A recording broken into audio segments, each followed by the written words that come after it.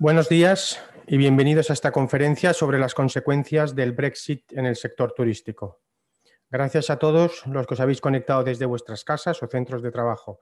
Gracias, director general Antoni Vicens, por estar hoy aquí. Y, por supuesto, gracias a los ponentes Luis Martínez Almoina, de FIADEX, y José Rain, de la Fuente Abogados, por compartir con todos nosotros vuestro conocimiento.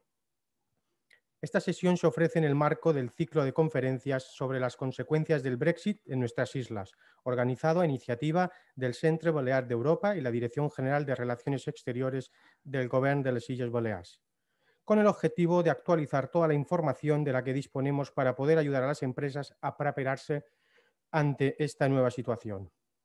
Y como no puede ser de otra manera, por el peso que tiene en nuestra economía, una de las sesiones tenía que estar dedicada al turismo, que es el sector clave para el desarrollo de nuestras islas. En enero de este mismo año, en esta misma casa, la Cámara de Comercio, ya hablábamos de cómo en cuestión de días el Reino Unido iba a hacer efectiva su salida de la Unión Europea. Todos éramos conscientes que empezaba entonces un periodo transitorio durante el cual nada cambiaría y se aprovecharía para redactar las bases de las nuevas relaciones entre Reino Unido y los diferentes países miembros de la Unión Europea. Pero llegó la COVID y el mundo literalmente se paralizó unos meses. Y la actualidad informativa la centra desde entonces la pandemia y sus consecuencias económicas y sociales. Sin embargo, el Brexit sigue siendo una realidad. En poco más de un mes, el Reino Unido será, a todos los efectos, un tercer país. Debemos afrontar de la mejor manera que podamos esta nueva situación. Y para ello estamos hoy aquí, para prepararnos. ¿Cómo están en estos momentos las negociaciones de los convenios bilaterales? ¿Hay cambios respecto a los efectos del sector turístico? Son muchas las cuestiones que se nos plantean, algunas de las cuales intentaremos aclarar esta mañana con nuestros ponentes invitados como expertos en la materia. En primer lugar, va a intervenir Luis Martínez Almoina, director de FIADEX, con una ponencia bajo el título El impacto financiero del Brexit continúa durante el COVID. En segundo lugar, va a intervenir José Rainz, abogado y economista del despacho La Fuente Abogados, para compartir reflexiones sobre el nuevo escenario de salida.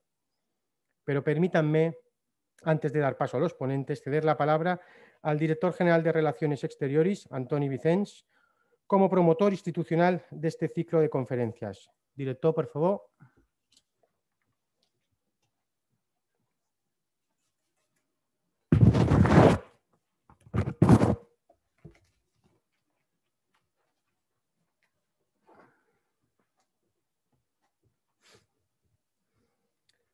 Bon dia a tothom. Moltes gràcies a la cambra, moltes gràcies a la Comissió de Turisme d'aquesta cambra també i a la intervenció inicial, i també moltes gràcies als ponents que tenim avui per tractar una altra vegada en aquesta segona edició quines seran les conseqüències del Brexit en el sector turístic. Falten, com bé deia l'intervenció inicial, 6 setmanes perquè expiri aquest període transitori que, com que també va passar l'1 de juliol, que era el termini fixat dins l'acord de retirada per una possible pròrroga sense que aquesta pròrroga hagi estat efectiva entre el Regne Unit i la Unió Europea, doncs tot fa pensar que dia 31 de desembre aleshores el Regne Unit, si ja de totes acabarà aquest període transitori, serà un tercer país, com es deia. De la primera edició a la segona edició hi ha uns fets bastant substantius que són la Covid i l'impacte que la Covid ha tingut a la nostra economia. Ho parlàvem just abans de començar aquesta jornada amb els ponents, que la Covid ha tingut un impacte que desvirtua una mica el que havíem recollit en aquella primera edició, on veiem que l'impacte del Brexit en el sector turístic vendria també molt determinat per la situació econòmica financera del Regne Unit. Ara aquest impacte pandèmic canvia una mica les coses i és el que avui amb els ponents que ens acompanyen analitzarem una mica més a fons. Cal recordar que el govern de les Illes Balears està també en aquestes jornades intentant-se preparar de la millor manera possible per fer front als possibles impactes del Brexit. Ja varen començar també amb una jornada el divendres passat sobre el sector nàutic i continuarem aquest dijous amb una sobre el sector agroalimentari i el proper dimarts amb els impactes que podem tenir o podem trobar a la ciutadania en general. Ara, sense més dilació, ja cedeix la paraula a en Luis Martínez Almoina, que farà la primera de les intervencions. Moltíssimes gràcies.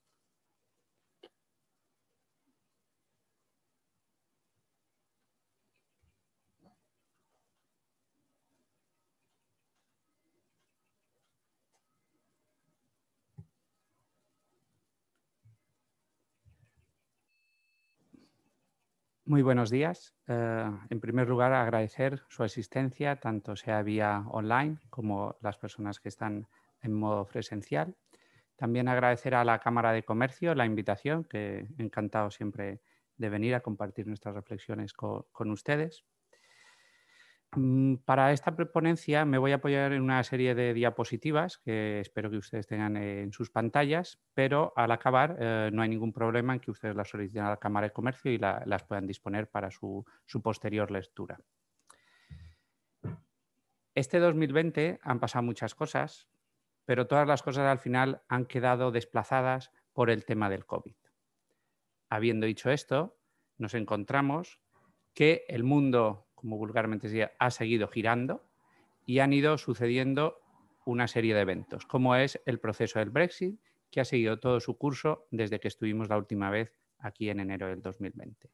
Por eso he titulado mi ponencia "El impacto financiero del Brexit continúa durante el COVID". Existen en la actualidad multitud de factores que están afectando al turismo balear. Desafortunadamente, la mayor parte de ellos en la actualidad son de índole negativa. Como pueden ver en la parte izquierda superior de la diapositiva, el mayor impacto es todo el tema del COVID y lo denominaría por un momento COVID sanitario, pero sí que existen otra serie de factores derivados del COVID, como pueden ser la situación económica de los países emisores, en este caso del Reino Unido, pero también de los mercados locales, como el español. Una situación delicada con la salud financiera de las aerolíneas, en particular de esto afectándonos con el tema de la conectividad. Al final, más del 95% de los visitantes a las Islas Baleares escogen la ruta del avión. Una situación complicada para los intermediarios turísticos, en particular con los grandes touroperadores, pero también con los pequeños. Recordar que, por ejemplo, en Inglaterra son en lo que van de año han quebrado y han ido a concurso de acreedores más de 28 touroperadores británicos. Y luego también está afectando el tema del acceso a la financiación, que trataré un poquito más adelante. Todos estos factores afectan a día de hoy. Pero en el largo plazo, que es un poquito lo que queremos enfocar la sesión, va a haber unos nuevos factores. El tema del Brexit cogerá preponderancia a medida que pasen los meses y los años. Esperemos y deseemos que el COVID sanitario vaya disminuyendo su impacto, así como lo que denomino factores conocidos en la actualidad. Pero no nos olvidemos que al final lo que determinará las temporadas turísticas del año 22, 23, 24 en adelante son factores que a día de hoy son desconocidos. Nos movemos cada vez más en un mundo más frágil, más cambiante, y las empresas y los consumidores tenemos que acostumbrarnos a ser más flexibles para tratar con temas y factores desconocidos que surgirán en los próximos años. Si ponemos un poco de perspectiva del impacto del Brexit, y no hablo en concreto del turismo balear, sino para la Unión Europea, la tabla de abajo, el gráfico de abajo lo demuestra. En el corto plazo, el Brexit el COVID contribuye una caída del PIB del 10, del 15% a la Unión Europea, mientras que las estimaciones del proceso del Brexit hasta la fecha no llegan al 2%. Esta gráfica se cambia y se revierte el orden hasta el proceso del 2030, en los próximos 10 años, en las que el COVID pues, tendrá un impacto muy limitado inferior al 2%, pero el proceso del Brexit tendrá un impacto que se estima de alrededor del 8% en agregado para el PIB de la Unión Europea.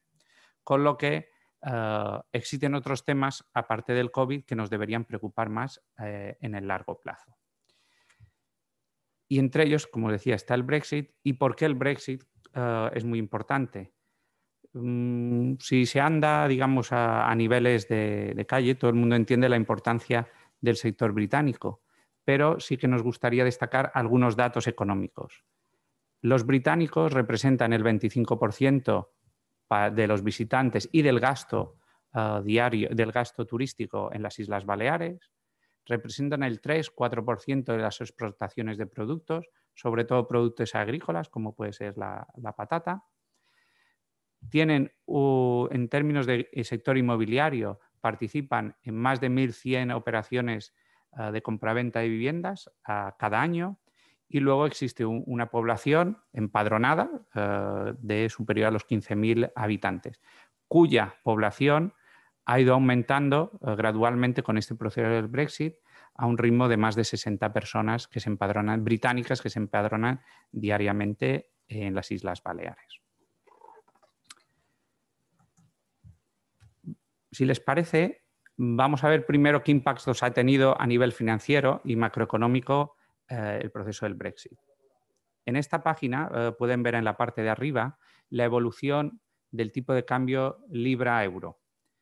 Como saben ustedes, es muy fundamental para la capacidad adquisitiva de los británicos, ya que ellos al final tienen que cambiar y consumir en euros. Por lo tanto, una libra fuerte siempre favorece al sector turístico balear. La libra en el último año ha tenido un comportamiento alguien diría neutral, pero la realidad es que empezó el año en el niveles de 1,20. Pueden ver ustedes la caída que hubo en el periodo de febrero, marzo, con todo el tema de la pandemia, con lo que se vio que en realidad el euro se fortaleció y se consideró más moneda refugio que la libra esterlina, pero poco a poco ha ido subiendo.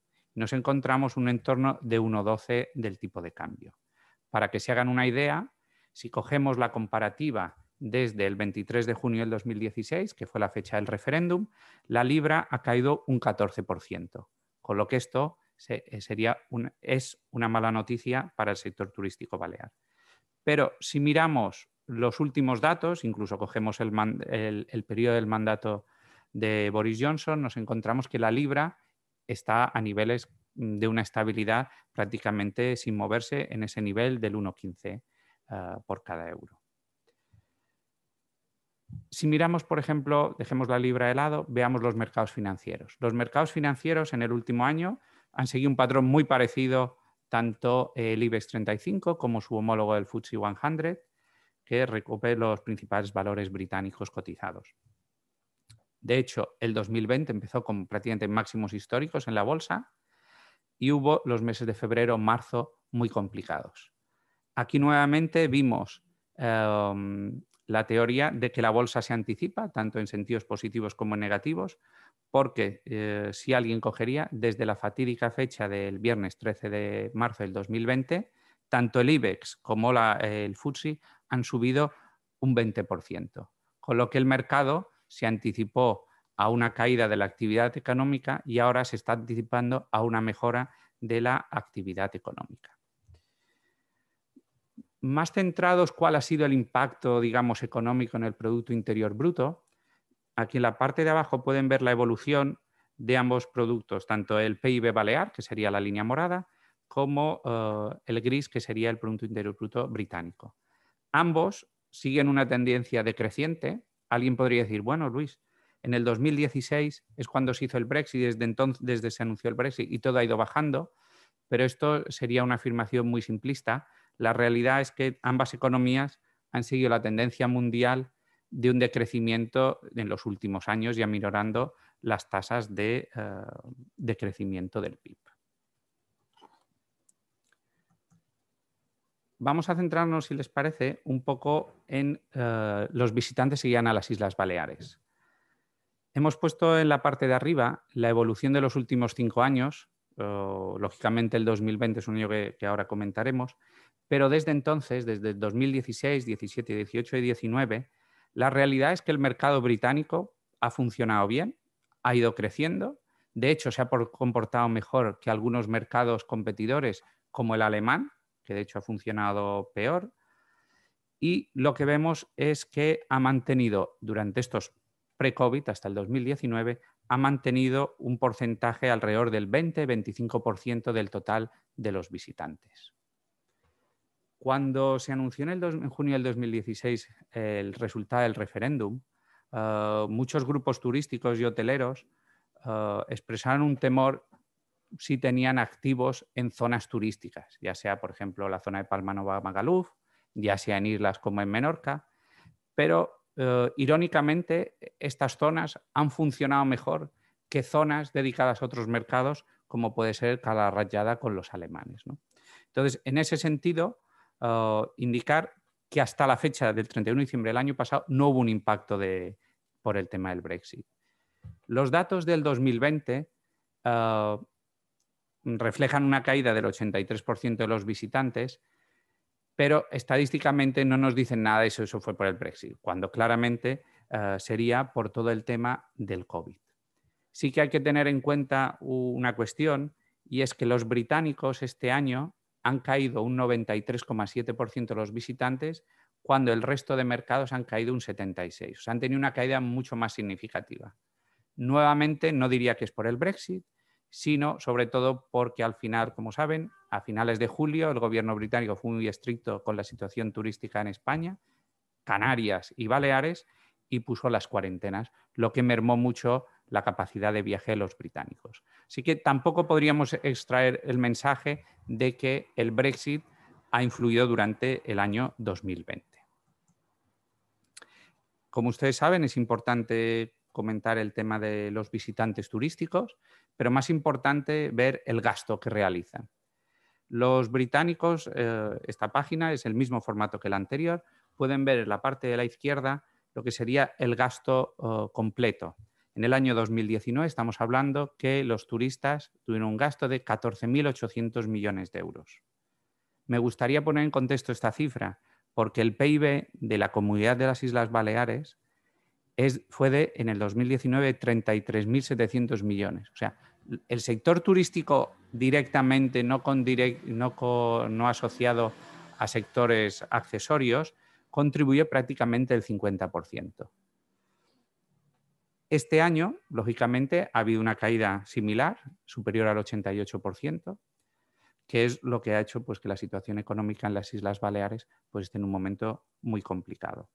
Pero volviendo al tema de los británicos, en los últimos años la realidad es que incrementaron el número de visitantes y aquí pueden ver el crecimiento que ha tenido su gasto.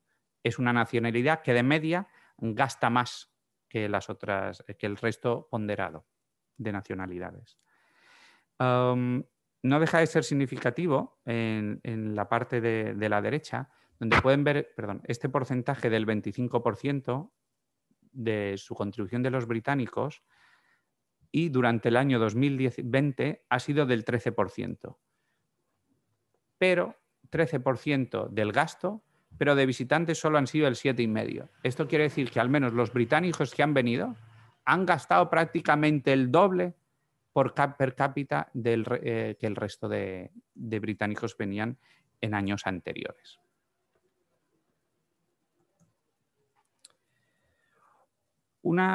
Podemos ver que hasta ahora no ha habido un gran impacto en visitantes, ni en Producto Interior Bruto, ni en gasto diario.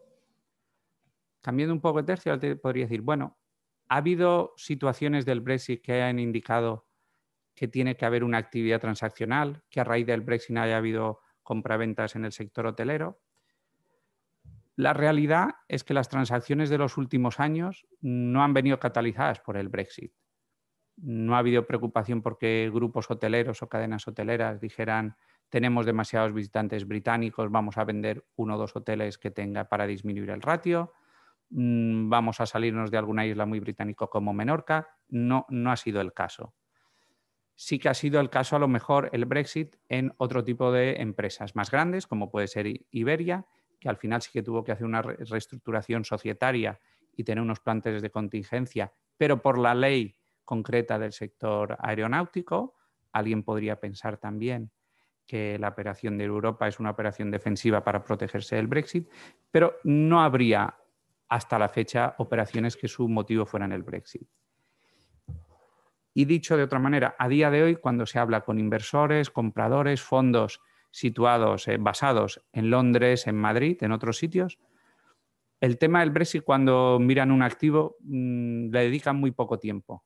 Lógicamente, todo es su enfoque en el COVID y cuál tendrá el impacto del COVID. Por lo tanto, diría que las transacciones a día de hoy no han sido impactadas ni deberían estar impactadas en el futuro cercano por el Brexit. Sí que es cierto que en el sector hotelero hay una serie de factores de la pandemia que están obligando a que haya una serie de operaciones de compraventas. Pero existen otra serie de factores que aquí enumero, como puede ser la moratoria de la ley hipotecaria, contemplada en el Real Decreto 25/2020, que permite una carencia máxima de 12 meses a todos los préstamos hipotecarios turísticos, una concesión por parte de las entidades financieras de préstamos ICO, unido ahora a una nueva carencia y extensión de los vencimientos, la posibilidad de acogerse a los expedientes de regulación del empleo, un sector que tenía una gran fortaleza hasta el COVID, venía de unos años muy buenos. Todos estos factores son al final los que ahora determinan una operación o no. Entre los que posiblemente determinan estarían el impacto de la pandemia del COVID, la dificultad para conseguir nueva financiación, y digo nueva financiación, me refiero a nuevos proyectos de inversión. Esta parte está muy complicada con la banca.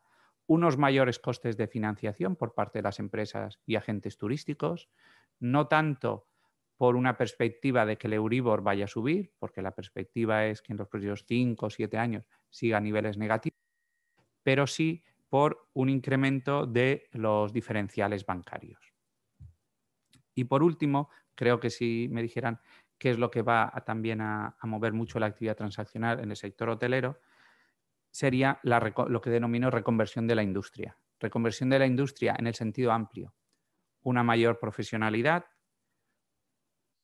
aceleración de la tendencia a la separación de la gestión y la propiedad de los hoteles, unos modelos de comercialización más sofisticados y separados de la turoperación clásica, y también una renovación y reforma de producto, que si bien es cierto que en los últimos años sigue habiendo muchos productos obsoletos que necesitan una renovación y actualización.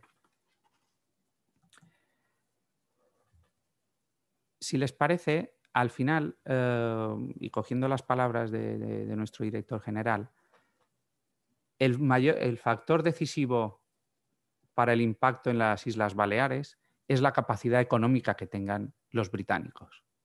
Dicha capacidad económica está basado en cuál es su situación sanitaria. Por lo tanto, veamos en esta página cómo están los británicos, cómo está el Reino Unido. En la parte de la izquierda pueden ver la curva tanto de positivos en formato acumulado. Al final sí una curva muy parecida al resto de Europa. Un primer inicio en marzo-abril del 2020, una estabilización durante los meses de verano y luego a partir de septiembre una subida muy vertical por la segunda ola. A día de hoy llevan contagiados más de 1,5 millones. No olvidemos que España está por esas cifras teniendo la mitad de población, con lo que comparativamente están mejor a nivel de incidencias. Y a nivel de fallecimientos también nos encontramos una curva muy similar a la española. Un primer inicio con un inicio de la pandemia con una gran mortalidad, un periodo valle durante los meses de verano y una segunda ola que fue subiendo. Nuevamente aquí están alrededor de 50.000 fallecidos, que sería una cifra similar a la española, con el doble de población, ¿no? O sea que en ese contexto diría que han tenido una evolución algo mejor que la nuestra. También es cierto que ellos se encuentran en una situación más complicada, tienen un confinamiento más estricto, siguen teniendo una cuarentena importante, si bien hoy salía publicado que iban a reducir los 14 días a 5 días para el proceso de la Navidad. Y creo que lo fundamental es intentar lograr que ambos ciclos, tanto el del sector turístico con su temporada como el sector, como la evolución sanitaria, vayan en paralelo. ¿Y qué quiero decir con esto? Nosotros ahora, que hay un momento de segunda ola, actividad turística en los meses de diciembre, enero, en Baleares, como aquel que dice, no solemos tener. Pero, por ejemplo, Canarias, que ha hecho un esfuerzo muy significativo para controlar la pandemia, está en una incidencia acumulada de alrededor de 70 casos por 100.000 habitantes, se encuentra que ellos están en una situación muy buena, piden test, ya sean PCR antígenos, pero los mercados emisores no pueden salir. Entonces, para el tema de las Islas Baleares, creo que en ese sentido hemos tenido algo de fortuna y esperemos que para el verano ambos ciclos, tanto nuestro periodo fuerte de buen tiempo como de sanitario en Inglaterra, vayan al unísono. Como decía, al final el impacto en el turismo balear vendrá determinado por el desarrollo de la economía del Reino Unido. Sí que me gustaría destacar un efecto que es cuando hablamos en enero, tratábamos de dos escenarios todavía. Si había un acuerdo, o sea, un soft Brexit con un tratado de libre comercio o un hard Brexit que al final iba a un sistema tarifario de la Organización Mundial del Comercio. La realidad es que el escenario y las proyecciones que pueden ver en la pantalla azules, que eran proyecciones económicas muy negativas, ese escenario no se va a cumplir. Y se ha conseguido, y en esto la Unión Europea ha jugado muy bien sus cartas, llegar a un acuerdo. Lo digo para poner en contexto, decir que podría haber sido mucho peor lo del Brexit de la realidad de lo que va a ser. 4 pinceladas de los datos económicos del Reino Unido. Lógicamente, este año su decrecimiento del PIB va a rozar el 12%, pero ya el año que viene cuentan con un crecimiento bastante moderado, del 2,5%. A nivel de tasa de empleo, que esto es muy importante, cerrarán el año en 7% y la expectativa es para el 2021 cerrar en 8,5%. Nuevamente aquí son cifras para la economía española, que ni en los mejores años prácticamente llegamos a estas cifras, pero para ellos es muy sustancial. Tasa de inflación positiva también este año y el año que viene. Y a diferencia de España, sí que ha habido un ejercicio de contención fiscal. Y el déficit fiscal, balance fiscal, tanto este año como el que viene, será un déficit, pero mucho más asumible en el torno del 2%. También, nuevamente, ellos cuentan con su política monetaria independiente del Banco Central Europeo. Ellos, a diferencia del Banco Central Europeo, estaban en tipos positivos, pero el Banco de Inglaterra durante este año ha ido bajando y en la actualidad están en el 0,10, con lo que también han inyectado una liquidez significativa en su mercado. Un poquito la pregunta al final de mi ponencia es, bueno, ¿qué va a pasar? Realmente hasta la fecha, como hemos dicho, a nivel de PIB, de visitantes, de gasto turístico, de inversión inmobiliaria, no se ha notado un impacto. Con lo que a mí sí que me gustaría mandar un mensaje tranquilizador de que la situación del Brexit es un tema muy concreto y que si tiene unos efectos económicos estarán muy minimizados. Y desde luego, comparado con la situación del COVID, pues la verdad no son correlaciones muy pequeñas. También me gustaría destacar que al final sí que se podría haber llegado, como he enseñado en los datos anteriores, una situación complicada si no se hubiera llegado a un acuerdo. Pero todavía para remate final, digamos, de la negociación con la Unión Europea, ha habido 3 cosas que hayan ayudado mucho. La primera ha sido la salida de la presidencia de Trump de los Estados Unidos. ¿Por qué? Porque Trump era el principal valedor del Brexit, su principal aliado de Boris Johnson, y entonces ahora se ha quedado sin su aliado estratégico. El nuevo presidente, el que va a ser el nuevo presidente, Joe Biden, no olvidemos que tiene raíces irlandesas y uno de los temas de fricción es la frontera con Irlanda. Es mucho más conciliador con la Unión Europea y mucho más partidario de volver a restablecer relaciones y no un aislacionismo que propugnaba Trump. Y luego también un punto importante es que había una pequeña remodelación del gabinete de la presidencia de Boris Johnson. De hecho, salió hace pocos días Dominic Cummings, que era su principal asesor, era, digamos, la persona que movía los hilos en toda la negociación y era un valedor claro del Brexit duro. Con lo que al final muchas de estas cosas que podrían haber impactado han quedado difuminadas. También es para Boris Johnson un punto es que las consecuencias económicas para el Reino Unido eran claramente peores que para el resto de la Unión Europea. Ahora, al menos él, con todo el tema del Brexit, va a tender una cortina de humo que cualquier impacto negativo que tenga el Brexit siempre quedará difuminado con el impacto mediático y económico del COVID. Y por último, aparte de ser pues, impacto mínimo, un Brexit blando, también nos encontramos que las empresas de las Islas Baleares han apostado por formación, por preparación, por adaptarse a al nuevo escenario del Brexit. También la administración pública, adecuando infraestructuras, por ejemplo, una inversión de más de 2 millones de euros en el aeropuerto para salas del Brexit, la involucración de las administraciones públicas y no nos debemos olvidar de que al final el propio Reino Unido, por la cuenta que le trae, también se juega más que el resto de la Unión Europea y pone de su parte para que la transición desde un Estado miembro a un Estado tercero pues sea lo más suave posible. Y con eso finalizaríamos nuestra ponencia y agradecerle su atención. Si tienen alguna pregunta después de la ponencia de mi compañero, pues la responderíamos conjuntamente.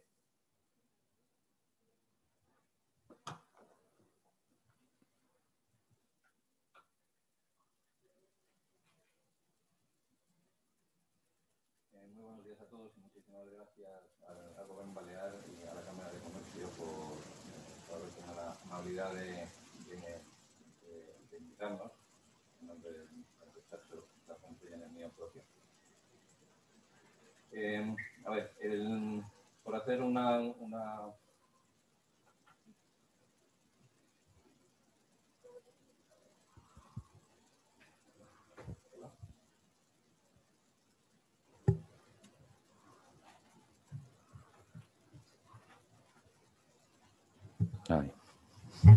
Ahora sí.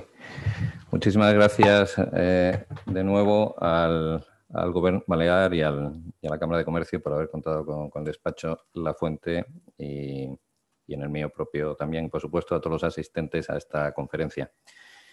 Bien, para hacer una breve introducción temporal sobre los principales hitos de lo que el Brexit ha supuesto, me gustaría las 4 fechas principales. Han sido, por supuesto, el referéndum del año 2016, en junio, el 23 de junio. La comunicación por parte del Reino Unido a la Unión Europea del 29 de marzo de 2017, que activa el artículo 50 del Tratado de la Unión, por el que se activa la salida de un Estado miembro.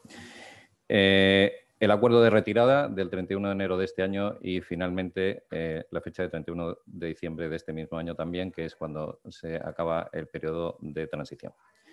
En ese periodo pues ha habido desde las elecciones, desde el referéndum, ha habido ciertos vaivenes políticos, sobre todo en el ámbito del Reino Unido, y cuando ya Boris Johnson ha cogido las riendas del gobierno británico, para bien o para mal, pues ha definido ya una línea clara que permite a las partes posicionarse en una negociación. Por parte de los distintos sectores económicos, evidentemente los más internacionalizados y los de mayor tamaño han tratado de irse ajustando en la medida de sus posibilidades a lo que era previsible, según dichos vaivenes políticos y han tratado a través, pues, de sus lobbies, de su capacidad de influencia, definir o influenciar, perdón, en los negociadores. En cualquier caso, nos encontramos ante un acuerdo, un objetivo que según la propia Unión Europea ha declarado como ambicioso en las directrices y en las conclusiones que se reflejan en la diapositiva. Pretende un acuerdo libre de ámbito comercial y económico lo más ambicioso posible, pero esa negociación se tiene, desde el punto de vista del derecho internacional, se tiene que fundamentar en dos pilares, que son el equilibrio y la seguridad jurídica. Interesa dichos pilares a ambas partes, un pilar a una más que a otra, porque tiene consecuencias importantes. Por ejemplo, el equilibrio le interesa mucho al Reino Unido porque significa un reconocimiento pleno de su soberanía en cuanto a las competencias, a la recuperación de las competencias que cedió en un momento, como el resto de los estados, a la Unión Europea. Pero también le interesa a la Unión Europea porque tiene una doble dimensión, el equilibrio que tiene que guardar, no tanto como una de las partes respecto al Reino Unido, sino el equilibrio interno de los 27 respecto al propio Reino Unido.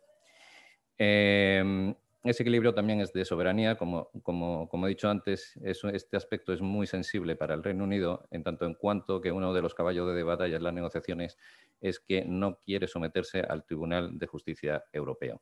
Quiere tener la dimensión judicial de su soberanía, la quiere mantener intacta. Y esto está teniendo efectos en las negociaciones, como por ejemplo en el sector aéreo. La seguridad jurídica, obviamente, es necesario para todas las partes, pero para la Unión Europea, especialmente por lo que he dicho antes, no tener una seguridad jurídica plasmada en una fórmula legal clara puede suponer a futuro, en un futuro con un plazo indeterminado, una fisura que potencialmente el Reino Unido pueda aprovechar, no se sabe en qué ámbito, para negociar desde el punto de vista bilateral, si no está todo bien atado desde el punto de la Unión Europea.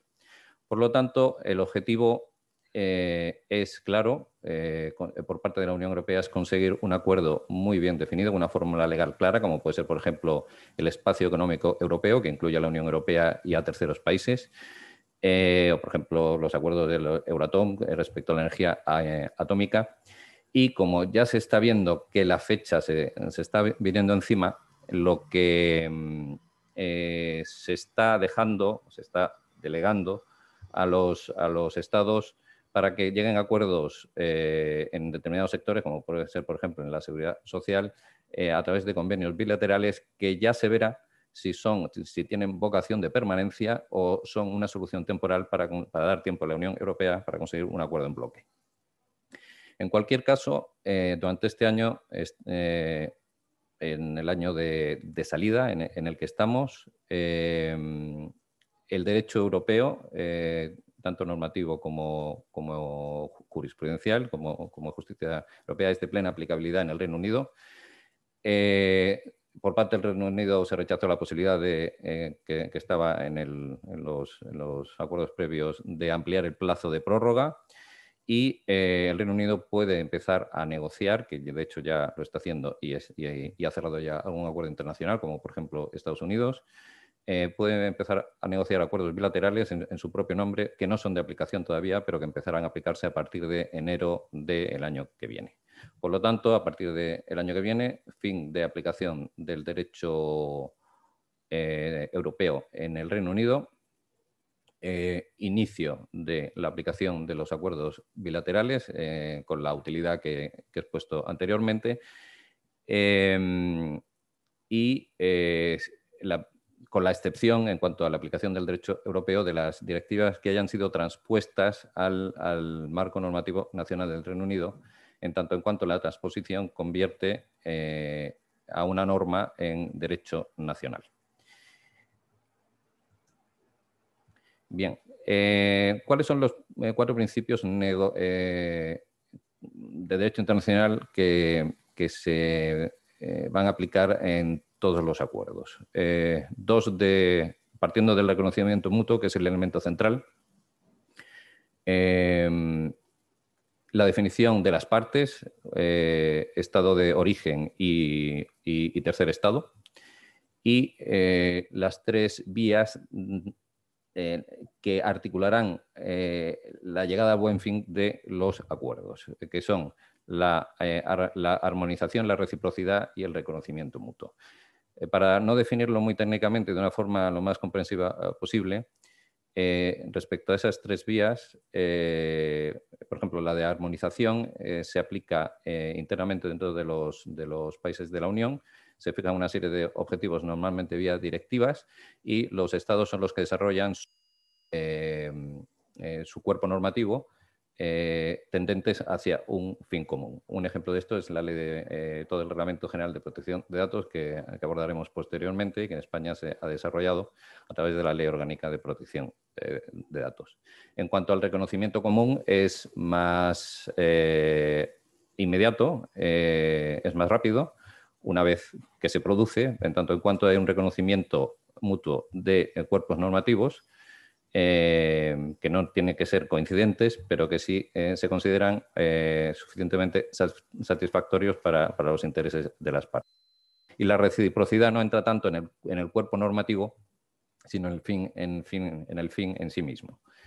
Por ejemplo, es un principio muy presente en los acuerdos bilaterales que España está llevando a cabo con el Reino Unido, en el que, insisto, no se meten tanto si la norma es o cuál es el camino de la norma hacia el fin que se persigue, sino que conseguido el fin a través de la norma y se observa que es recíproco o suficientemente comparable, igualable y satisfactorio, pues se da por satisfecho para ambas partes. Estos principios van a estar muy presentes en toda la exposición, en tanto en cuanto pues implican una mayor celeridad, un mayor automatismo y por lo tanto van a marcar mucho los tiempos para ir allanando el camino hacia un Brexit pacífico. Bien, pues entrando ya, una vez hecha esta introducción desde el punto de vista desde una perspectiva un poquito más internacional, vamos a ir entrando en el sector turístico. Más que analizar el sector desde el punto de vista que ha hecho mi compañero brillantemente y desde el punto de vista económico, en cuanto a consumidores principalmente, cuál es la evolución del gasto, de ocupación, de la situación económica del país emisor, esta aproximación es más general en cuanto a los actores, tanto la persona física en su dimensión de consumidor, de trabajador y, por qué no, de inversor también, como de la empresa, de la persona jurídica, como prestador de servicios, empleadores e inversores. Desde estas 3 dimensiones, pues se van a ver requisitos administrativos que van a surgir a partir del Brexit como resultado de esa soberanía que explicaba, recuperación de soberanía que explicaba antes. Y se van a abordar temas de movilidad absolutamente necesaria para que los consumidores vengan, asistencia sanitaria, elemento imprescindible para poder tener una estancia segura, desde el punto de vista de la seguridad social para empleados y para empleadores, sobre todo de corte internacional, tanto aquí como en el Reino Unido. Cómo se va a ver afectada la fiscalidad con la salida del Reino Unido, la transmisión de datos, sobre todo de índole personal, muy importante. El Reino Unido estaba dentro de ese reglamento, al que haremos referencia después. Ahora se va a salir. Y un elemento esencial, como he dicho antes, el Reino Unido no se quiere someter a la justicia de la Unión Europea.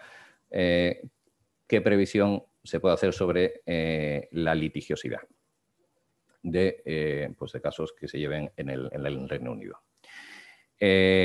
La aplicabilidad de las conclusiones pues van a depender mucho de la internacionalización. O sea, para los interesados, para los asistentes, va a depender mucho de la internacionalización de su empresa, tanto desde el punto de vista de la estructura societaria como productiva, de la demanda y, ¿por qué no?, de la internacionalización de sus empleados. Los efectos también se van a ver pues en empresas locales que no necesariamente tengan los clientes fuera del Reino Unido, pero que sí tengan una plantilla fuera de las Islas Baleares, perdón, pero que sí tengan una plantilla internacional. Bien, empecemos por las personas físicas. La movilidad, el principio hasta ahora que va a desaparecer, vigente hasta ahora que va a desaparecer, uno de los principios fundacionales de la Unión Europea es la libre circulación de personas. Este es el principio general, pero hay excepciones. Y en ese sentido, el sector puede estar completamente tranquilo porque ni siquiera se van a pedir visados para estancias inferiores a 3 meses. La mayoría de las estancias, la inmensa mayoría de las estancias no duran 3 meses, con lo cual, desde ahí, desde el punto de vista, tranquilidad total. Un caso parecido es en los que tengan doble nacionalidad, no van a tener ningún problema tampoco. Incluso para los residentes en el Reino Unido, a partir del año que viene, que sean familiares de residentes que lo sean aquí, van a tener una movilidad bastante elevada. Para empresas de alquiler de coches, a partir de la salida del Reino Unido, la validez de los permisos de conducción emitidos por las autoridades británicas van a tener una validez de 9 meses. A partir de los 9 meses se tendrán que actualizar, pero bueno, da también cierta confortabilidad respecto a ese requisito esencial para ese sector. Más allá de estancia de 3 meses, pues sí habrá que pedir alguna autorización administrativa específica por estudios, por investigación, etcétera. Esto, y lo vinculo al dato que ha dado mi compañero por las transacciones inmobiliarias, sí puede afectar a mínimo alguna compraventa de alguien que, sin querer hacerse residente en España, en las Islas Baleares, pues se plantee si compra el inmueble o no. Pero la previsión es que serán casos muy contados, que este tipo de personas pues tienen cierta insensibilidad al coste que hacerse residente pueda producirse por hacerse residente aquí en las Islas Baleares. Respecto a la adquisición de residencia, que sería la otra cara de la moneda, hay una aplicación total del principio de reciprocidad. En el caso de España hacia el Reino Unido se articula a través del Real Decreto 5/2019 y el del Reino Unido hacia España es el Settlement Scheme, en donde cualifica en función de si se cumplen o no los requisitos como residente total o a través de la figura del settled o residente a las puertas, que sería el pre-settled. En el caso del Reino Unido, una vez adquirida esa calificación, se consolida, adquirida antes de la salida del 31 de diciembre, se consolida y ya pues tiene tiempo para pedir la residencia, el settled definitivo. En el caso de España se da un periodo de 21 meses para regularizar la situación de residencia. Tenga o no los requisitos para una residencia definitiva.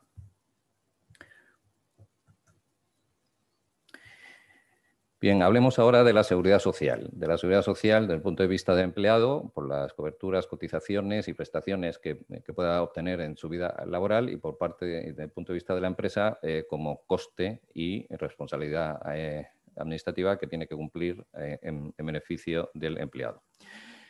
El marco regulatorio dentro de la Unión Europea son estos 3 reglamentos que están señalados ahí. Hago especial referencia al tercero, al de 2019/500, que es el que se establece para coordinar los regímenes de seguridad social de los distintos Estados miembros. Como consecuencia de eso, se establece un sistema electrónico de coordinación que se llama, en sus siglas en inglés, el ESI. Como a partir del año que viene la normativa de la Unión Europea no se va a aplicar en el Reino Unido, y lo que significa que el Reino Unido va a salir del sistema, es importante que, independientemente de los acuerdos bilaterales que se tomen, que se acuerden entre las partes, actualizar toda esa información, porque al salir el Reino Unido puede ser que la recapitulación de esa información para ejercer los derechos en donde interese, o en el lado de allá o en el lado de acá, por defectos formales no se pueda realizar convenientemente.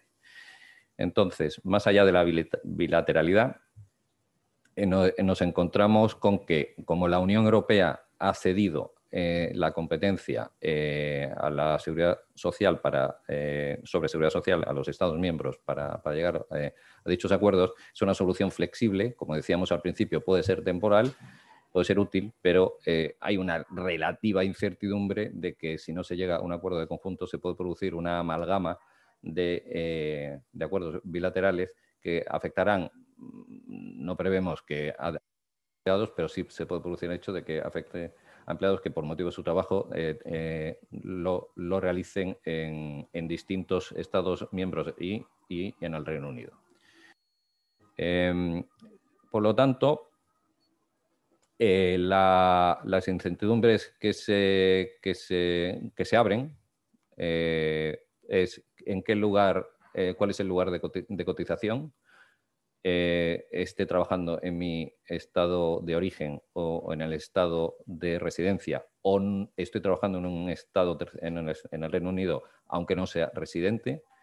Las coberturas por las que estoy cotizando se devengan en el estado de residencia, en el de origen, son exportables. ¿Cuáles son los requisitos formales que se van a exigir en cada parte? Y por parte de la y los riesgos que resultan de estas incertidumbres es para el empleado que se incurra en una doble cotización, que existiendo la cobertura sea jurídicamente no sea comparable y sea jurídicamente tenga un alcance inferior al de otro estado, que teniendo ese mismo alcance las prestaciones sean de tipo inferior, sean de un valor inferior, perdón, y esto, pues, exactamente igual para empresas, pues implicar un mayor coste por una doble cotización, responsabilidad hacia el empleado y el riesgo por no cumplir todos los requisitos, especialmente los riesgos formales a los que me he referido antes. Básicamente, los principios, en cuanto a seguridad social, los principios jurídicos que están en juego son la igualdad de trato, la totalización, la asimilación proporcional y la exportabilidad. Rápidamente, la igualdad de trato es que un trabajador de un tercer país sea tratado en el marco de la seguridad social en los mismos términos que los nacionales. La totalización, que se consideren todas las cotizaciones hasta una determinada fecha. La asimilación proporcional, que si hay algún concepto, objeto de prestación que no sea exactamente igual, alguna cobertura que no sea exactamente igual de un país a otro, que se le aplique en igualdad de trato con los nacionales el más parecido. Y la exportabilidad, que las prestaciones sean exportables entre países. Estos principios que no se en el ámbito europeo pueden ser los que sean objeto de algún conflicto en el futuro. En el marco de bilateralidad, con España, está todo razonablemente regulado. El cuerpo normativo es el Real Decreto Ley 5/2019, que cubre muchísimos aspectos.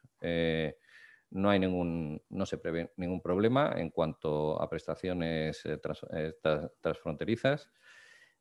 Lo que sí es, insisto, importante antes de final de año, que los empleados que precisen de la información de las cotizaciones realizadas en el Reino Unido se realicen a través de los formularios que se ponen en la diapositiva, que lo regularicen y cumplan con la formalidad, porque esa información, esa documentación sí servirá para un futuro en el caso de que les interese. Una vez que se salga el Reino Unido del sistema informático al que me he referido, puede traer problemas y encontrarse con no recibir prestaciones por las que sí considere que ha cotizado.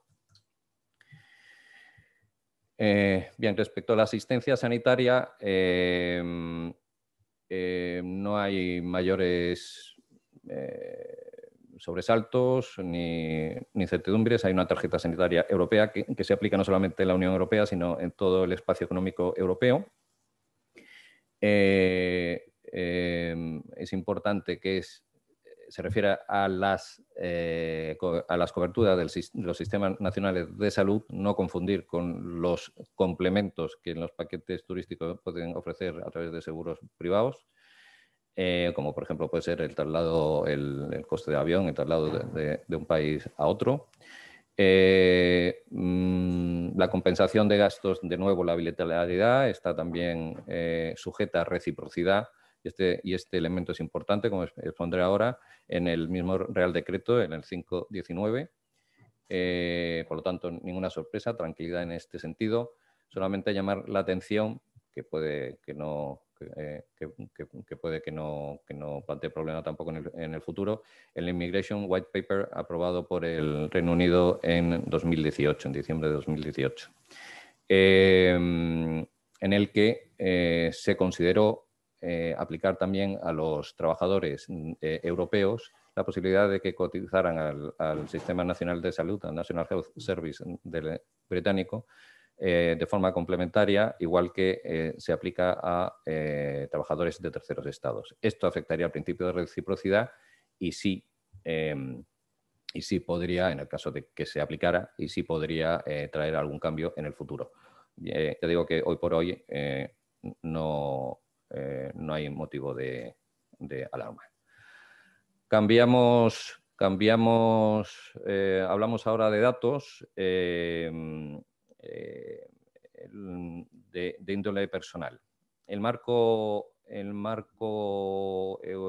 legal europeo se basa en el Reglamento General de Protección de Datos, que está referido en la diapositiva, y el fundamento de este cuerpo legal es que consideran que los datos de índole personal es una extensión de los derechos y las libertades fundamentales del individuo. Entonces, la Unión Europea se embarca en la protección de esos derechos, se embarca en una operación de equilibrio entre la protección de esos derechos fundamentales y un mercado digital que está en continua expansión. Y ese equilibrio lo tiene que hacer en un ámbito territorial que trasciende sus propias fronteras. Y ahora explicaré por qué. Por lo tanto, esa protección la hace en el interior de la Unión Europea y el espacio económico europeo, que es el ámbito de aplicación interno de esta norma, trasciende la Unión Europea, y en el exterior con terceros países. Por lo tanto, sería de aplicación al Reino Unido en el momento en que ya que se convierta tercer estado. Los medios son los referidos al principio de la presentación, la armonización. El ejemplo en España es la Ley Orgánica de Protección de Datos, y en cuanto a terceros países, el reconocimiento mutuo. Hay ya acuerdos firmados, ahí se ponen algunos ejemplos, como Suiza, Canadá. Curiosamente, los territorios insulares británicos de Guernsey y Jersey también están ya con reconocimiento mutuo, con lo cual la norma del Reino Unido, que es la Data Protection Act de 2018, que se aprueba después de la comunicación en 2017 por parte del Reino Unido a la Unión Europea de su salida, a ver, es previsible que sea objeto de reconocimiento mutuo y con lo cual allí no haya ningún tipo de problema. En cuanto a la articulación de esta protección, de este equilibrio al que nos hemos referido antes, sería qué estados son los que están obligados a entrar en el acuerdo de esta forma de protección articulada en el Reglamento General de Protección de Datos Europeo. Pues fundamentalmente lo que ofrecen bienes y servicios desde terceros países, haya o no contraprestación de pago, eso es importante, y que con la toma de datos personales intenten pues analizar al consumidor pues, para ver tendencias de consumo, personalizar ofertas, etcétera. Y esos estados deben de disponer de unos sistemas de protección de dicha información. Por lo tanto, aquí entramos en el concepto de ámbito de territorialidad que trasciende las fronteras del espacio económico europeo. ¿Por qué? Porque los datos no solamente que es en el espacio económico europeo, sino en dónde se manipulan, en dónde se analizan, en dónde se observan para tomar conclusiones. Y eso obviamente se puede producir en un tercer país. Los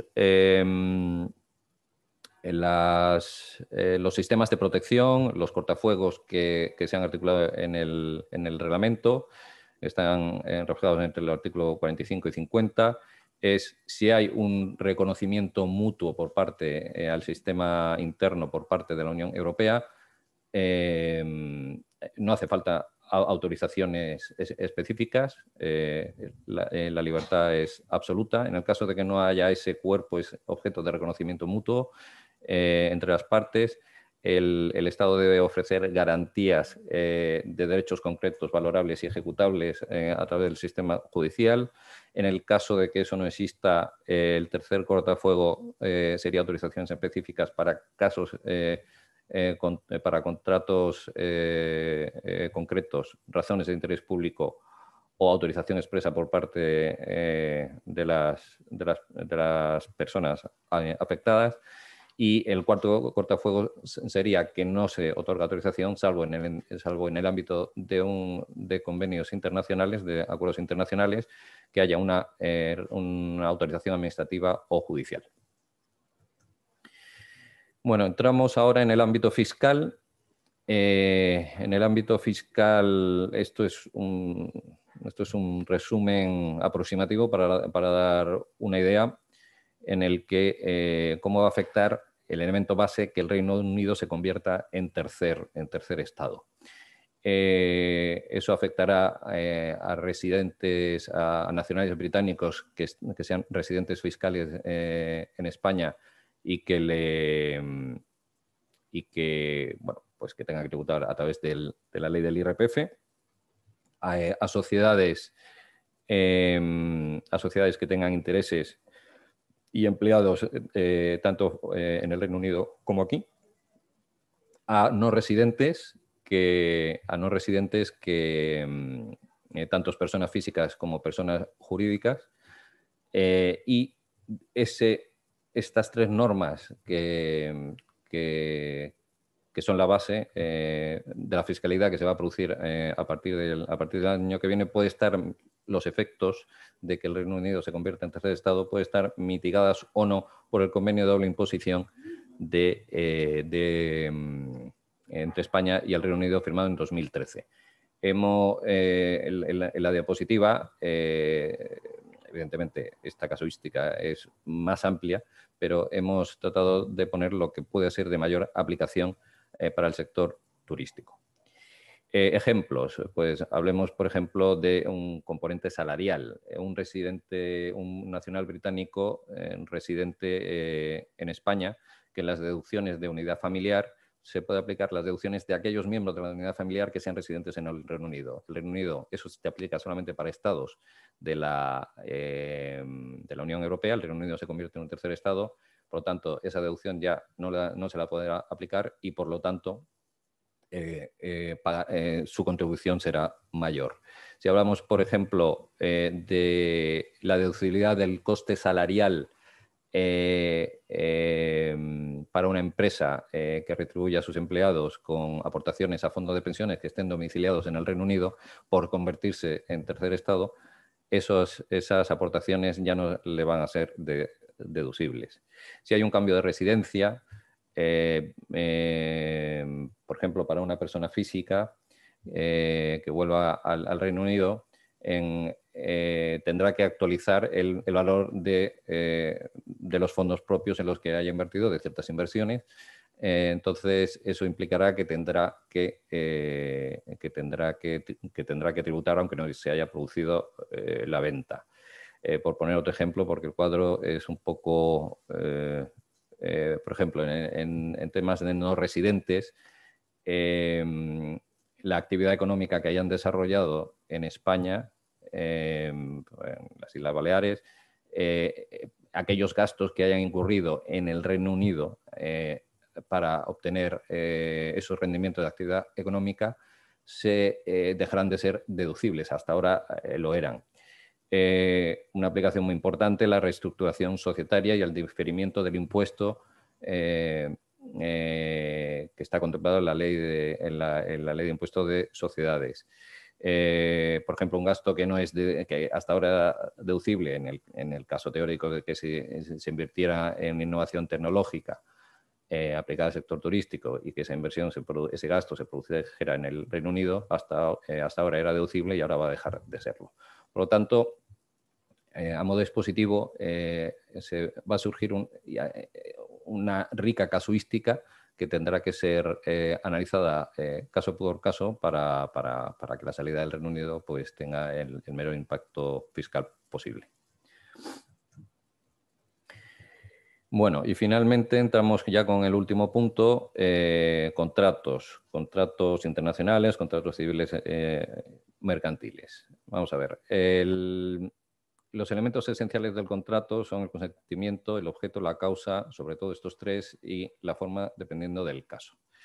Con una salida del Brexit, por el Brexit, y recordando el interés que tiene el Reino Unido de no someterse en un campo a la justicia europea, nos encontramos que se abre una serie de incertidumbres que aquí sí que van a ser ahondadas, fortalecidas por parte del COVID. Nos encontramos en una situación en la que, por ejemplo, si pensamos en todos los requisitos aduaneros que se van a producir ahora, el incremento de costes, la interpretación de las cláusulas, si esas cláusulas van a dejar de tener aplicación por la situación extraordinaria, no ya del Brexit, sino del COVID. ¿Qué va a interpretar un tribunal? ¿Procede una suspensión del contrato? ¿Procede la exigibilidad del cumplimiento de las obligaciones? Nos encontramos ante que el Reino Unido, que tiene sus particularidades como derecho no continental, se sale de un marco principalmente continental, como es el de la Unión Europea, y, bueno, pues realmente a la hora de la resolución litigiosa, sobre todo para aquellos contratos internacionales, sí convendría pues tratar de, en la medida de lo posible, renegociarlos, analizar los riesgos para evitar tener que acudir a los tribunales británicos. Básicamente, al Reino Unido se le van a dejar de aplicar las normas de competencia jurisdiccional o, por ejemplo, de insolvencia, muy importante. Ahora que con la crisis, pues, con la pandemia, hay tantas sociedades que se van a volver, bueno, que están ya, que son insolventes o en concurso. El procedimiento de insolvencia está relativamente o bastante armonizado dentro de la Unión Europea, tanto en cooperación como reconocimiento entre Estados, con lo cual se abren una serie de incógnitas que en el peor de los casos se volverá al sistema de reconocimiento antiguo de reconocimiento de sentencias a través del exequatur, que puede estar dulcificado o no, o más claro, a través de los convenios internacionales. Pero en cualquier caso es una incertidumbre que debe de ser diluida o minimizada cuanto antes en la manera de las posibilidades de cada uno. Y con esto, pues, se finaliza la presentación. Yo coincido con las conclusiones de mi compañero. El Brexit en sí, a la mayoría de los actores del sector turístico, considerándolo por sectores y sobre todo a la pequeña y a la pequeña y mediana empresa, no creo que le afecte significativamente. Su efecto se diluirá con el tiempo. Bueno, hay un par de excepciones, que puede ser el sector seguros y el sector de aviación, que se han tratado de adelantar en la medida de lo posible ya desde hace un par de años a lo que pudiera venir, insisto, ex-COVID, sin considerar ese efecto. Por ejemplo, en el sector de aviación, pues, y hablando de requisitos administrativos, compañías aéreas están solicitando nuevas licencias de operador aéreo en el Reino Unido. Por ejemplo, EasyJet del Reino Unido ha abierto establecimiento para conseguir una licencia de operador aéreo en Austria. En fin, hay movimientos, por no profundizar, salvo que sea de interés de alguno de los asistentes, hay movimientos que están implicando pues que estos dos sectores son especialmente sensibles al Brexit, pues se hayan movido, ¿no? Respecto al COVID, si consideramos el COVID, es obvio que el sector, un sector tan esencial para las islas como es el de aviación, por la conectividad que implica, es el que más lo está sufriendo. Yo creo que son conclusiones más de tipo económico que de tipo jurídico, por lo tanto me remito a las que ha expuesto mi compañero para no repetirlas, con las que coincido plenamente. Y desde el punto de vista jurídico, yo creo que las partes harían un flaco favor a un sector tan importante como el de la aviación si no se llegara a un acuerdo. Desde el punto de vista de peso específico en el mercado, yo creo que perdería más, hablo del punto de vista económico, yo creo que perdería más el sector británico, también el sector seguros, que si no es el principal mercado del mundo, uno de los principales, con lo cual quiero ser optimista. Y a través de las distintas fórmulas que vienen de reconocimiento mutuo, de reciprocidad, yo creo que sí es factible que se pueda llegar a un acuerdo, pero el tiempo dirá. Y con ello, muchísimas gracias. Y se abre turno de preguntas.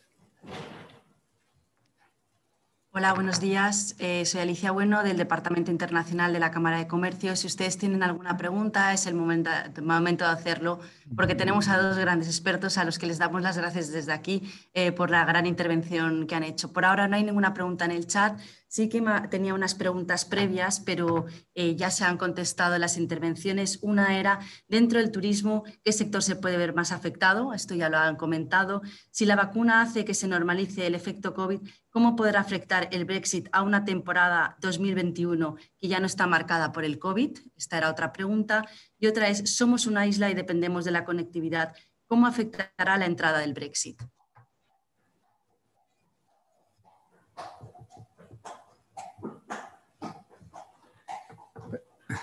Empiezo.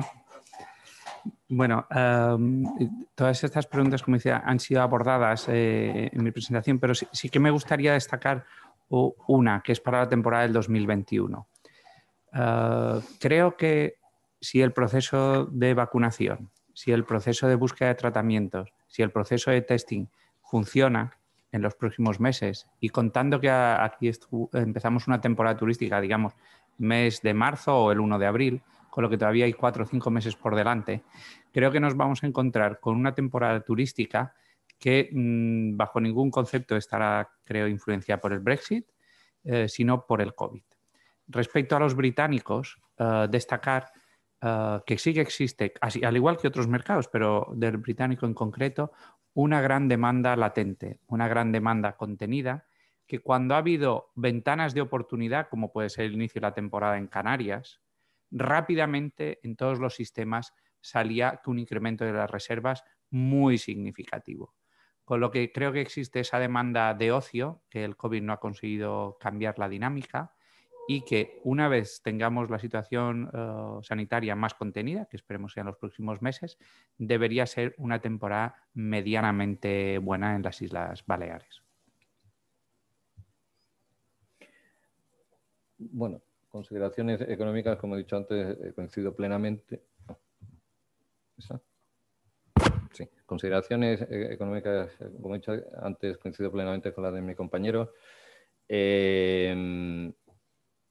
Desde un punto de vista jurídico, yo lo único que pondría la lupa es, desde un punto de vista de equilibrio, es en los contratos, de equilibrio entre derechos y obligaciones entre las partes. Por ejemplo, desde el punto de vista británico, los tribunales no suelen aceptar la cláusula de fuerza mayor si no está prevista por las partes. Es un tema meramente formal, siendo excepcional en ambos casos. Sí son tendentes los tribunales británicos a que la cláusula esté prevista en los contratos. Eso es un detalle que señalo para en el caso de riesgo de COVID, por ejemplo, o si hablamos en menor medida en cuanto a la intensidad del efecto desde el punto de vista del Brexit. Yo no le veo que desde el punto de vista jurídico vaya a haber ningún cambio. Yo creo que, insisto, con un adecuado asesoramiento jurídico, repasar los contratos y prever ese nuevo escenario, porque la demanda está ahí, está latente, todo el mundo quiere venir, es un sector bastante estable el británico y evidentemente el potencial de las Islas Baleares creo que no hace falta, y con el histórico que tiene, no hace falta ni mencionarlo. Muchas gracias. Todavía no hemos recibido aquí ninguna pregunta. Veo que nadie tiene ninguna duda. Si la tienen, pues por favor, ahora es el momento. Vale, ahora ha entrado una en preguntas, no en el chat, que pone: ¿cuál es su opinión sobre la obligatoriedad de asumir el viajero británico el coste del PCR al llegar a Baleares y su efecto negativo añadido al del Brexit, especialmente cuando otros destinos no imponen esta obligación? ¿Y quieres alguna primera? Sí. A ver, volvemos un poco al tema económico y la capacidad económica. Es verdad que si hablamos Baleares, al final muchas zonas son turismo familiar, que al final estamos hablando no de un único test, sino de 3, 4 test si se viene en familia. Eso por un lado, que incrementaría el coste. También, por otro lado, las estancias medias en las Islas Baleares suelen ser de varios días, superior a una semana, con lo que también ese coste se difumina mucho. Es verdad que alguien que viene, por ejemplo, un fin de semana o viene prácticamente un día y vuelve, esa repercusión sobre el paquete total es significativo. Eso por un lado. Segundo coste, segunda idea, como nueva tecnología, todos los costes, todos los tests al final tienen un coste superior. Y al paso de los meses su coste va a ir disminuyendo por la propia tecnología, por la aparición de otros test como los antígenos. Entonces creo que ahora momentáneamente es el test que funciona y efectivamente no ayuda porque al final encarece el paquete turístico. Pero pensamos que para estancias de una cierta duración ese coste se debería quedar mitigado. Bueno, muchas gracias. Mi opinión al respecto, yo creo que, jurídicamente creo que tiene es una respuesta más de visión de conjunto. Yo creo que las Islas Baleares tienen una oportunidad ahora mismo por el vacío, un punto más de estrategia, por el vacío de operadores o de conectividad. Ahora mismo creo que hay una oportunidad excelente para replantearse estratégicamente algunos aspectos e ir a por esa demanda que está deseando venir y analizar si el coste marginal de estos test realmente merece la pena paralizar una demanda deseosa, insatisfecha, si tiene un coste marginal significativo o no. Y crear fórmulas, que creo que no sería difícil, crear fórmulas para que al menos ese coste pues, se compartiera o segmentalizarlo un poco. Personalmente creo que en el segmento alto, y siendo en buena parte las Islas Baleares un destino de calidad, en el segmento alto no creo que tenga ningún impacto. Es más un tema de seguridad sanitaria y que de coste. Pero ya digo que es una opinión más desde el punto de vista estratégico que jurídico. Muchas gracias. Tengo otra pregunta. Me preguntan, me gustaría saber cómo funciona el tema de facturación entre una empresa autónomo y un particular empresa inglesa.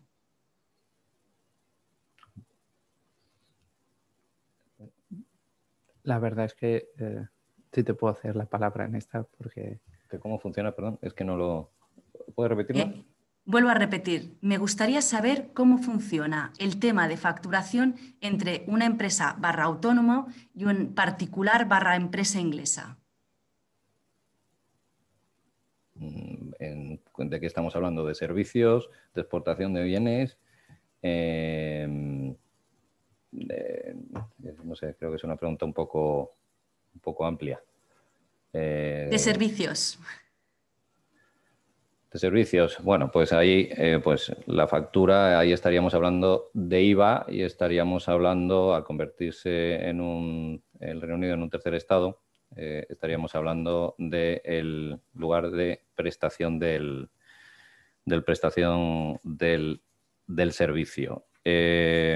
Ahí habría que la regla de localización de prestación del servicio. Ahí habría que ir al artículo 88 y siguientes de la ley 37/92 del IVA. Pero bueno, esto yo creo que es una pregunta concreta que habría que ver si estamos hablando de arrendamientos de transporte de pasajeros, de servicios de consultoría, etcétera, ¿no? En fin, yo creo que es una pregunta más de despacho que faltan elementos de información. Pero que el marco a efectos del IVA, que es ese elemento principal, en los otros no hay grandes cambios, viene determinado por la regla de localización de la prestación de servicios o entrega de bienes del artículo 78 y siguientes de la ley del IVA. Tenemos otra pregunta. Muchísimas gracias. Me gustaría saber cuánto tiempo podrá trabajar en Reino Unido un británico residente en España sin perder sus derechos aquí. ¿Cuánto tiempo? Vuelvo a repetir porque a veces voy un poco rápido. ¿Cuánto tiempo podrá trabajar en Reino Unido un británico residente en España sin perder sus derechos aquí? A ver, si hablamos del punto de vista laboral o del punto de vista de seguridad social. Desde el punto de vista de seguridad social, si se hacen las cosas de forma adecuada, no los debería de perder. Y ya me he referido en la presentación antes en qué marco se movería la concreción de la respuesta, ¿no? En el marco de la bilateralidad, sobre todo. Si hablamos de los aspectos laborales estrictamente, estaría bajo el contrato laboral español, con la opción, dependiendo del contrato, de si las condiciones laborales en el Reino Unido fueran mejores, si serían de reconocimiento o no. Si la estancia es más de 6 meses, ahí sí puede considerar el Reino Unido que se convierte en un residente fiscal, que es otro elemento a considerar. Por lo tanto, depende a lo que se refiere a la pregunta, si hablamos de seguridad social, de condiciones laborales o de sumisión fiscal, estaríamos hablando de una respuesta distinta que se movería entre 0 días y 6 meses. Muchas gracias. Por ahora no tengo ninguna pregunta más, ni en preguntas y respuestas, ni en el chat. No hay nada más por ahora.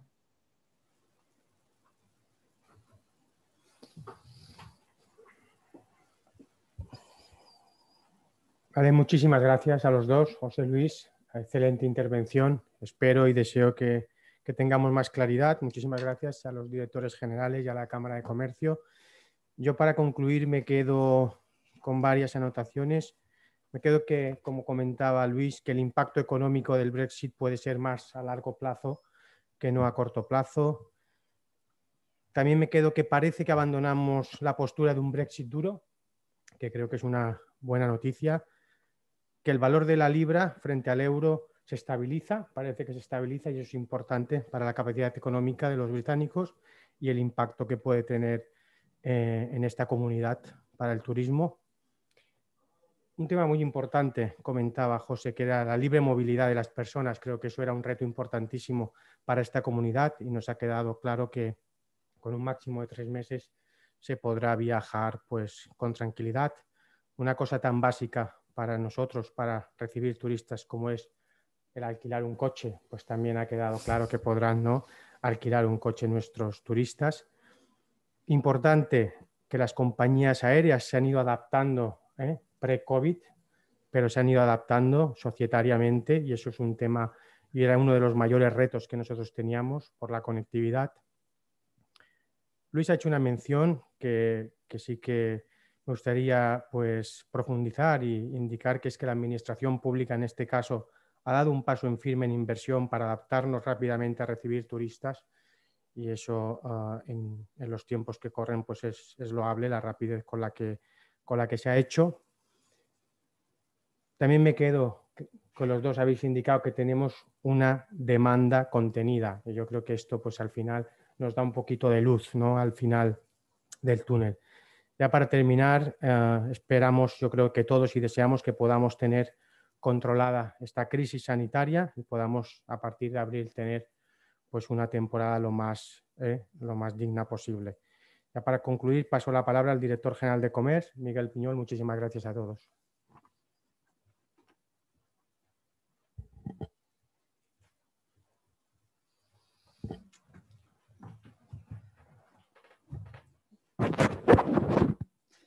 Bueno, muchas gracias a todos, muchas gracias a los ponentes, a Luis y a José, muchas gracias, director general, por apoyar este ciclo de conferencias. Yo no quiero alargar mucho más la sesión de hoy, solamente remitir a la audiencia a las próximas sesiones que vamos a tener acerca del Brexit y el sector agroalimentario el próximo jueves a las 10 de la mañana, y el martes que viene Brexit y ciudadanía. También emplazarlos a la audiencia a todos aquellos servicios que ha puesto en marcha tanto la Dirección General de Exteriores como la propia Cámara de Mallorca, para todos aquellos que tengan dudas, no solamente acerca de estos sectores que estamos tratando estos días, como son el turismo, el náutico, el agroalimentario y el transversal, que es la ciudadanía, sino de cualquier otro sector y otra particularidad. Así que damos concluida por hoy la sesión y muchas gracias a todos.